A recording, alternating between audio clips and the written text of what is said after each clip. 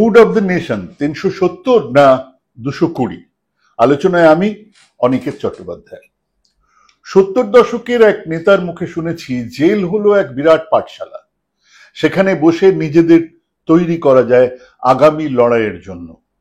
ওই জেলে বসেই এক বোবা প্রতিবাদহীন সময়কে এক ঝোড়ো প্রতিবাদ আর আন্দোলনের রাস্তায় নিয়ে যাওয়া যায়, পৃথিবীর ইতিহাস তাই বলে। বীরেন চট্টোপাধ্যায় সেই কবেই লিখেছিলেন, মুখে যদি রক্ত ওঠে সে কথা এখন বলা পাপ, এখন চারদিকে শত্রু, মন্ত্রীদের চোখে ঘুম নেই, এ সময়ে রক্ত বমি করা পাপ, যন্ত্রণায় ধনুকের মতো বেঁকে যাওয়া পাপ, নিজের বুকের রক্তে স্থির হয়ে শুয়ে থাকা পাপ। হ্যাঁ, এক বোবা সময়ের বর্ণনা তিনি দিয়েছিলেন। তাকিয়ে দেখুন আমার আজকের স্বদেশের দিকে।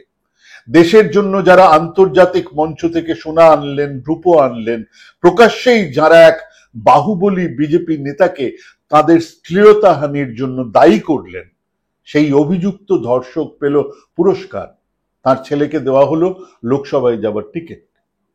তাকিয়ে দেখুন যে ছেলেটি উদ্ধত এক জিপ গাড়ির চাকার তলায় 4 জন কৃষককে চিপে পিষে মেরে ফেললো, সে এখন তার পিতাশ্রী, যিনি নাকি আবার স্বরাষ্ট্র প্রতিমন্ত্রী, এবারেও নির্বাচনে বিজেপির টিকিট পেয়েছেন, তার প্রচার করছেন, মিটিং করছেন, প্রকাশ্যে হুমকি দিচ্ছেন, কিসি মাই কা লাল কা হিম্মত নেই जो मुझे जेल भेजे।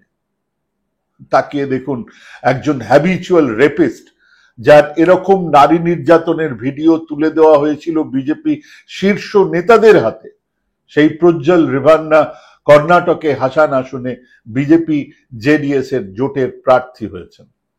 তার হয়ে ক্যাম্পেইন করছেন দেশের প্রধানমন্ত্রী, যিনি মাতৃশক্তির কথা বলেন। তাকিয়ে দেখুন জেলেই বসে আছেন এখনো ছাত্রনেতা জেএনইউর পিএইচডি করা ছাত্র উমর খালিদ, এখনো জামিন পাননি। কিন্তু ওই ইউপির বাহুবলী ধনঞ্জয় সিং জামিন পেয়েই জৌনপুরে চলে গেলেন, যেখান থেকে লড়ছেন তার স্ত্রী বিএসপির টিকিটে। বিএসপি আরেকটু বেশি ভোট কেটে নিলেই বিজেপি সমাজবাদী দলকে হারিয়ে চলে যাবে সংসদে। তাকিয়ে দেখুন বিজেপির অন্তত সেই 3 জন নেতা, প্রাক্তন সাংসদ বা মন্ত্রীদের দিকে, যারা প্রকাশ্যেই বলেছেন আমাদের 400টা আসন চাই, কারণ আমরা সংবিধানকে বদলে দিতে চাই। না, তারা সংশোধনের কথা বলেননি, পরিবর্তন লায়েঙ্গে, নয়া সংবিধান লায়েঙ্গে, এই কথা বলেছেন। তাদের জেলে থাকার কথা, কিন্তু তারা নির্বাচনের প্রচার করছেন। তাকিয়ে দেখুন দেশের প্রধানমন্ত্রী দেশের সমস্ত বিরোধী নেতাদের পাকিস্তানের সমর্থক বলছেন। তাকিয়ে দেখুন দেশের প্রধানমন্ত্রী জনসভাতে দাঁড়িয়ে বলছেন, আপনারা তৈরি হন, কংগ্রেস ক্ষমতায় আসলে সংখ্যালঘু মুসলমানেরা আপনাদের মঙ্গলসূত্রও কেড়ে নেবে। হ্যাঁ, দেশের প্রধানমন্ত্রী মূর্খের মতো কথা তো বলতেন, এখন শয়তানের ভাষা শোনা যাচ্ছে ওনার গলায়। তাকিয়ে দেখুন দেশের সমস্ত বড় সংবাদ মাধ্যমের দিকে। 2-1টা হাতে গোনা ব্যতিক্রম ছাড়া প্রত্যেক সংবাদ মাধ্যম সরকারের হয়ে ঢেঁড়া পেটাচ্ছে।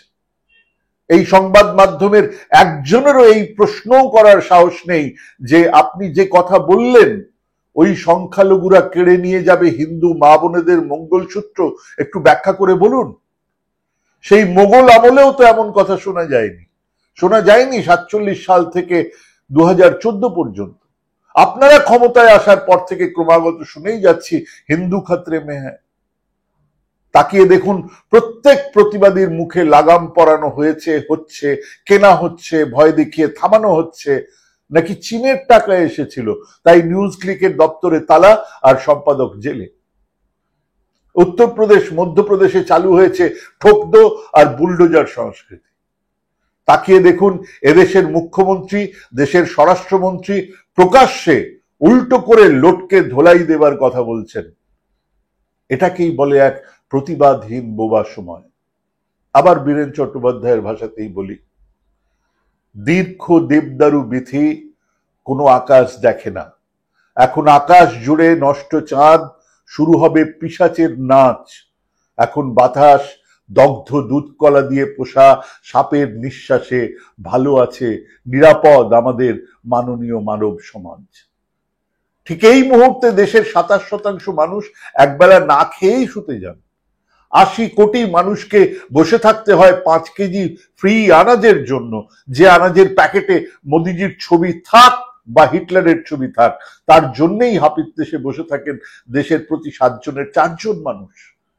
পরিশ্রুত পানীয় জল পায় না দেশের 19% মানুষ। তাকিয়ে দেখুন, দেশের মানুষের রোজগার বাড়ছে না, প্রকৃত মূল্যে তা কমছে। আর সেই আবহে দাঁড়িয়ে দেশের প্রধানমন্ত্রী 5 ট্রিলিয়ন ইকোনমির কথা বলছেন, আর তাই শুনে ঢাক বাজাচ্ছে সভাসদ ভাঁড়ের দল। এক নতুন কায়দায় প্রচার শুরু হয়েছে। ক্ষণে ক্ষণে দেশের মানুষ নিজেরাই অবাক হয়ে দেখছেন সংবাদ মাধ্যম মুড অব দ্য নেশন এনে হাজির করছে। মানে দেশের মানুষ চায় কি সেটা মিডিয়া জানাচ্ছে, কেউ জানে না। কার সঙ্গে কথা বলে এই মুড জানা গেল, কিন্তু তার ব্যাখ্যা আসছে। 2019 মোদিজি দ্বিতীয়বার জিতে আসলেন, বিজেপি কত শতাংশ ভোট পেয়েছিল? 37%। হ্যাঁ, মাত্র 37%। আমাদের দেশের নির্বাচনী পদ্ধতির কাঁথায় আগুন দিয়ে কোটি কোটি টাকা খরচ করে প্রচারের সবটুকু আলো শুষে নেবার পরেও ভোট ওই 37%। 2014-15 মোদিজি ক্ষমতায় আসছেন, জিডিপি 8%, 2016 8.26%, 2017 7.4%, 2018 6.12%, 2019 5.02%। ভাবুন, তখনও করোনা আসেনি। 2020-তে জিডিপি 4%, করোনার সময় নেমেছে। 21-এ 5.6%, 22-এ 5.1%, 23-এও তা ওঠেনি, 4.9%। কিন্তু এ নাকি সবার উপরে, এবার ওপরে যাবে, হু হু করে উঠবে। দুষ্টু অর্থনীতিবিদরা বলছেন 4%-এর ওপরে নাকি ওঠাই সম্ভব নয় আপাতত। আর খাতায় কলমে জিডিপি বাড়লেই বাকি, জিনিসপত্রের দাম অগ্নিমূল্য, পেট্রোল ডিজেলের দাম বাড়ছে, টাকার দাম তলানিতে, ডিমনিটাইজেশন আর জিএসটির মারে middle small scale industry, MSME সেক্টরে ত্রাহি ত্রাহি রব উঠেছে। কিন্তু টাইমস অফ ইন্ডিয়ার মুড অব দ্য নেশন দেশের মেজাজ ফুরফুরে। এমনকি শেখর গুপ্তার মতো প্রতিষ্ঠিত সাংবাদিকও প্রশ্ন তুলছেন না, বলছেন না যে এটা কি করে সত্যি হতে পারে। হিন্দি হার্টল্যান্ড বাংলা উড়িষ্যা থেকে লাখে লাখে পরিযায়ী শ্রমিকের নিদারুণ কষ্ট, কৃষকদের আত্মহত্যা, বেকারত্বের জ্বালার সামনে মুড অব দ্য নেশনে বলা হচ্ছে করোনা পরিস্থিতিতে 100 জনের মধ্যে 77 জনেরই মনে হয়েছে প্রধানমন্ত্রী দারুণ ভালো কাজ করেছেন। অর্থনীতি আরো নিচেই নেমে চলেছে, আর মুড অব দ্য নেশন অন্য কথা বলছে। মোদিজির পক্ষে উঠছে তো উঠছে তো উঠছেই সমর্থন। এসব শুনে মাফ করবেন, আমার এক ফাজিল বন্ধু বলল, মুড অব দ্য নেশন কি রাঁচির পাগলাগারদের, নাকি মুড অব দ্য নেশনে কোনো বিশেষ তেল মাখানো হয়েছে? আসলে মুড অব দ্য নেশনের নাম করে দেশের মানুষের সামনে হতাশার এক কালো দেওয়ালকে তুলে ধরতে চায় মোদি মিডিয়া, গদি মিডিয়া। জানাতে চায় এর কোনো বিকল্প নেই। মোদিকে ফুয়েরার বানাতে চায়, সেই নেতা যিনি ভুল করতেই পারেন না, যিনি ভুল করতে জানেনই না, সেই নেতা যার নির্দেশে আগুনে ঝাঁপ দেওয়া চলে, সেই নেতা যিনি হ্যাঁ বললেই হ্যাঁ বলতে হয়, না বললেই না। পরিণাম সববার জানা। গোটা পৃথিবীর এত ধ্বংস, এত মৃত্যু কখনো দেখেনি। আরএসএস বিজেপি মোদিজিকে ফুয়েরার বানাতে চায়। ঠিক তাই মোদিজি থেকেই শুরু হতে হবে দেশের ইতিহাস। আর আরএসএস বা বিজেপির জাতীয় মুক্তি সংগ্রামের ভূমিকা বিশ্বাসঘাতকের।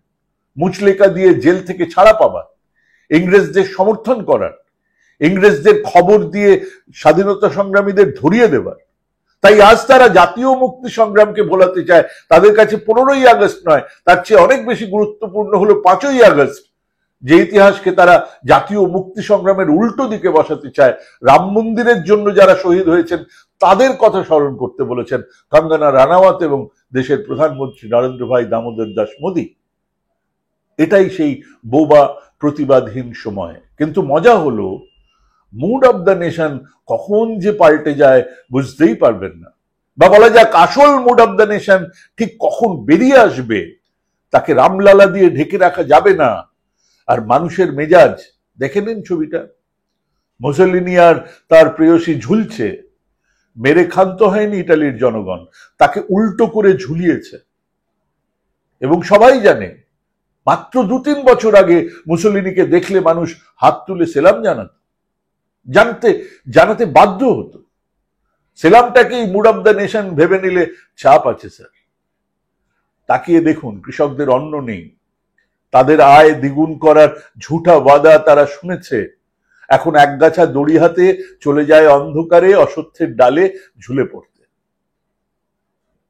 আবারও বীরেন চট্টোপাধ্যায়ের ভাষাতেই বলি, আজও খুনি হেঁটে যায় প্রত্যেকের চোখের সামনে, মায়ের চোখের জল শিশুর লহুতে ভাষা আমার স্বদেশে। কেউ নেই তাকে প্রশ্ন করে, কেউ নেই প্রকাশ্য রাস্তায় তার কাঁধে হাত রেখে বলে তোমার বিচার হবে। লক্ষ কোটি মানুষ বিচার চাইছে, আর সেই আর্তনাদের আড়ালেই নতুন সময় জন্ম নিচ্ছে প্রতিবাদ, আর প্রতিবাদের নতুন ভাষা। কৃষকরা বশ্যতা মেনে নিতে অস্বীকার করছেন। যে কলমকে থামানোর চেষ্টা হচ্ছিল তারা আজ রবিশ কুমার, পুণ্যপ্রসূন বাজপেয়ী, ধ্রুব রাঠি, বরখা দত্তের ইউটিউব আর সোশ্যাল মিডিয়াতে ঝরে পড়ছে। দেশের দক্ষিণে ভ্যানিশ হয়েছে স্বৈরতন্ত্রের ছায়া। হ্যাঁ, জন্ম নিচ্ছে নতুন সময়। নাজিম হিকমতের লেখা জেলখানার চিঠি ভালো হবে এই মুহূর্তে। ঘন অন্ধকারের মধ্যে তো এক সূর্যোদয় লুকিয়েই থাকে। জেলখানাতেই জন্ম হয় শ্রীকৃষ্ণের। কৃষ্ণপক্ষ রাত্রে কোথাও আনন্দ সংবাদের মতো ঘড়ির টিকটিক আওয়াজ, বাতাসে গুনগুন করছে মহাকাল। আমার ক্যানারির লাল খাঁচায় গানের একটি কলি, লাঙল চষা ভুঁইতে মাটির বুক পুড়ে উদ্গত অঙ্কুরের দুরন্ত কলরব, আর এক মহিমান্বিত জনতার বজ্রকণ্ঠ উচ্চারিত ন্যায্য অধিকার। এক ন্যায্য অধিকারের লড়াই শুরু হয়েছে। ফর্মুলা সেই একই। বহুকাল আগেই ভগৎ সিং এর হিন্দুস্তান সোশ্যালিস্ট রিপাবলিকান অ্যাসোসিয়েশন, তার মঞ্চ থেকে উনি বলছেন ব্রিটিশদের সরালেই হবে না, তার বদলে কালো চামড়ার শাসক বসালেই হবে না, নতুন সমাজের কথা বলতে হবে, নতুন এক সমাজের জন্য লড়তে হবে। আর যারাই এই স্বৈরতন্ত্রের বিরুদ্ধে, তাদের প্রত্যেককে সঙ্গে নিয়ে এই দৈত্যকে মেরে, এই দৈত্যকে শেষ করে নতুন করে ঘর গোছাতে হবে। আর সেই প্রতিবাদহীন বোবা সময়কে পার করে সাম্য, মৈত্রী, স্বাধীনতার কথা বলতে হবে। মানুষ সেই কথা বলছে। মুড অব দ্য নেশন 370 থেকে খুব দ্রুত নামছে, তা 250-এ ঠেকলে অবাক হব না। নমস্কার।